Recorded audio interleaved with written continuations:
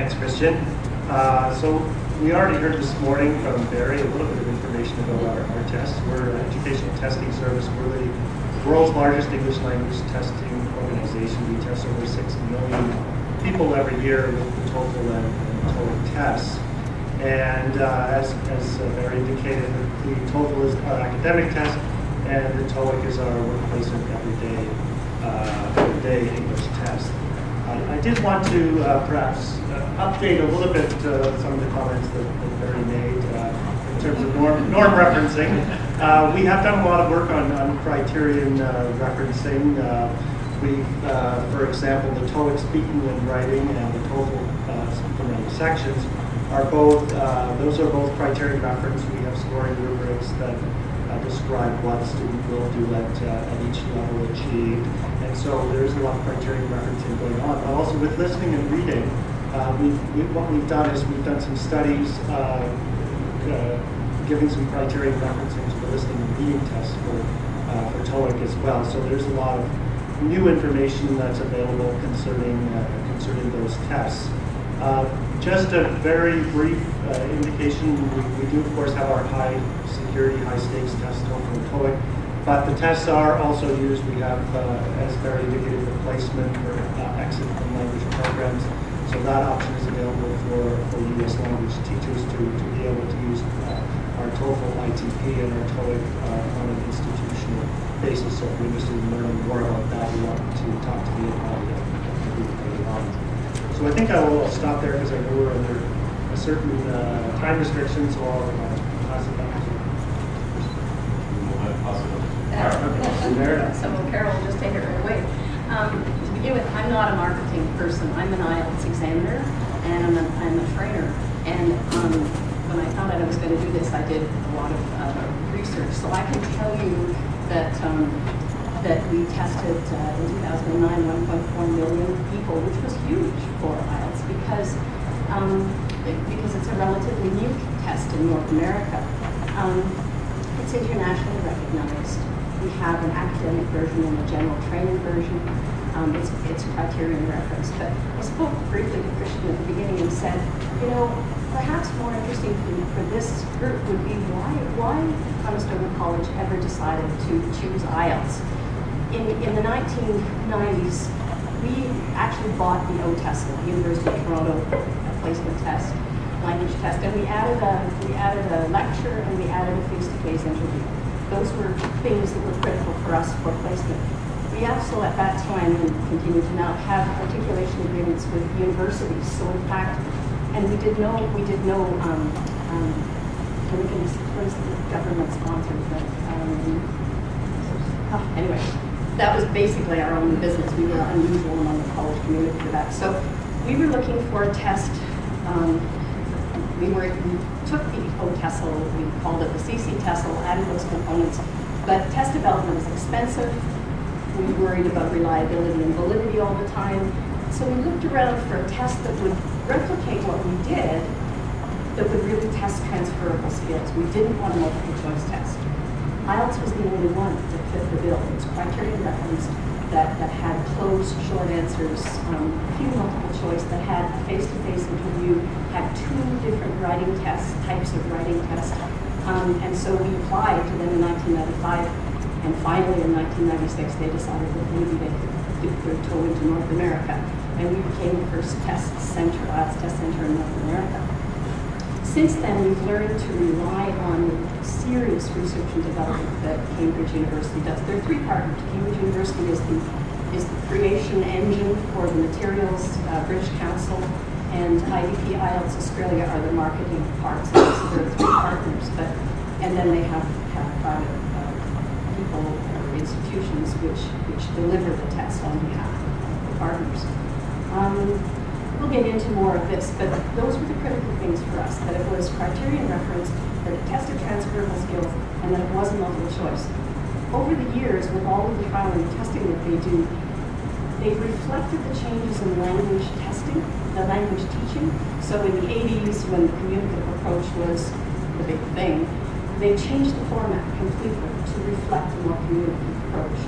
Recently, in 1995, they changed the pronunciation scale to reflect applied linguistics and what's critical in language teaching these days. So I always have learned as an ESL teacher that your test should reflect what you teach, and hopefully that's what Alex is doing and continues to do.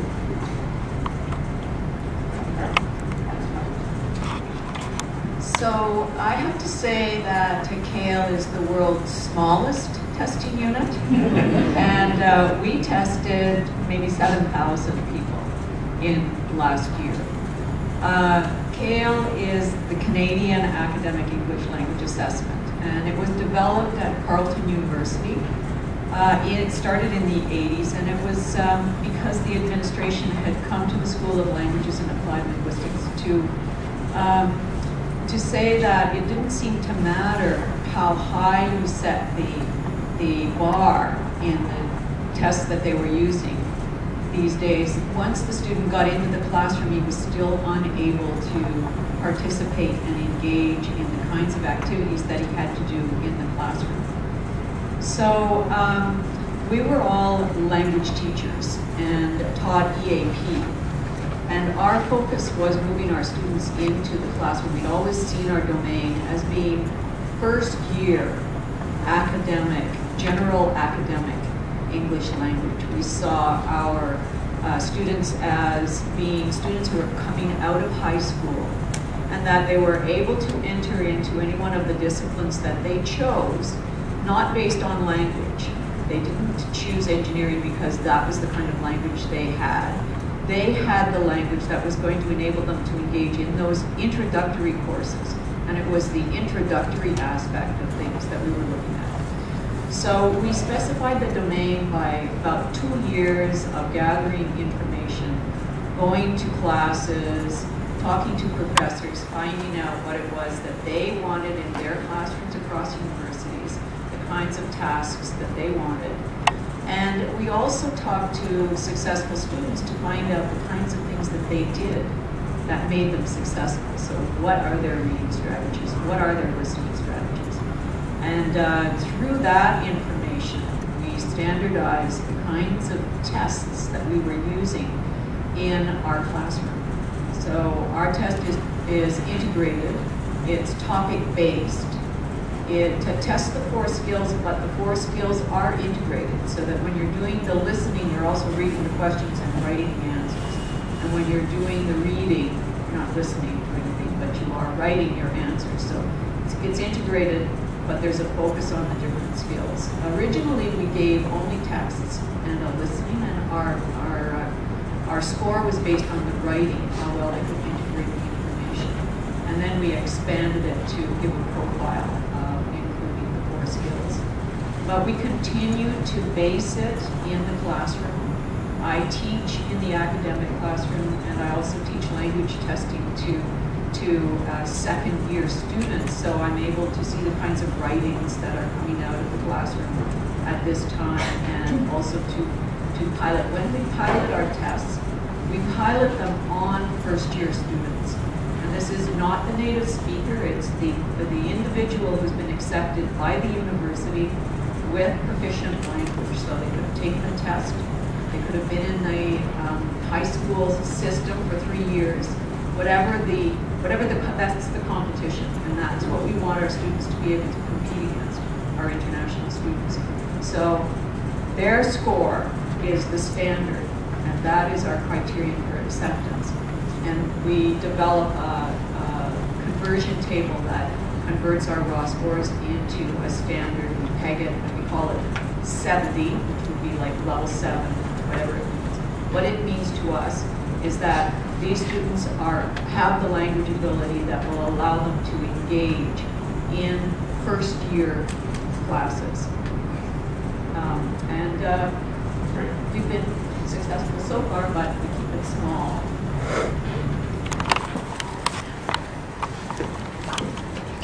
Thank you very much, everyone, for that interesting introduction to the different tests and different perspectives on those as well. The focus of this panel is on reliability and validity, these 2 standards. People talk about a lot of testing. And I'm sure that all of these organizations would say that they have very, very high standards of reliability. Of course they do. But yet, we as test professionals, if we're teaching these exams, we can all point to examples where a particular student did not get the score they should have got based on our assessment of this student over weeks or months or sometimes even a year of in-class regular assessment. So I'm going to pass this question back to you, Marie, please. How is it that students do not get the scores they should get or get scores they shouldn't get through one example of a test? So I'm going to ask you to keep your answers quite short, please. Well, I think at ATS, one of the things we do to ensure reliability is we use multiple raters to rate each student's response. So, for example, with the TOEFL speaking, we have 3 to 6 raters who are working on the students' responses, and those raters are monitored by scoring leaders to make sure that they're on target. With the writing, we provide 4 different ratings of the student's writing ability. So, and those are also monitored. So I think this is an important way that we keep the test reliable. It's not just one person giving that person a score. It's several scorers who are involved in the scoring. But it's always just a test, and your question is a valid one, Christian. Sometimes a student has a bad day, or perhaps they're not prepared properly for the testing format. There can be a lot of issues that go into how a student performs on a test that are not necessarily related to the test itself.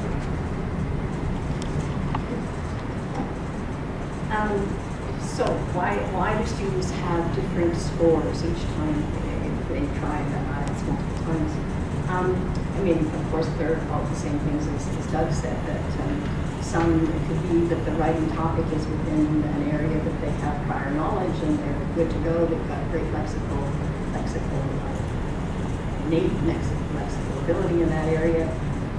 Or conversely, it could be they go, oh my goodness, what am I going to think about? I've got 20 minutes to do task 1, which is an information transfer exercise, and I've got 40 minutes to do task 2, which is a typical essay, expository essay.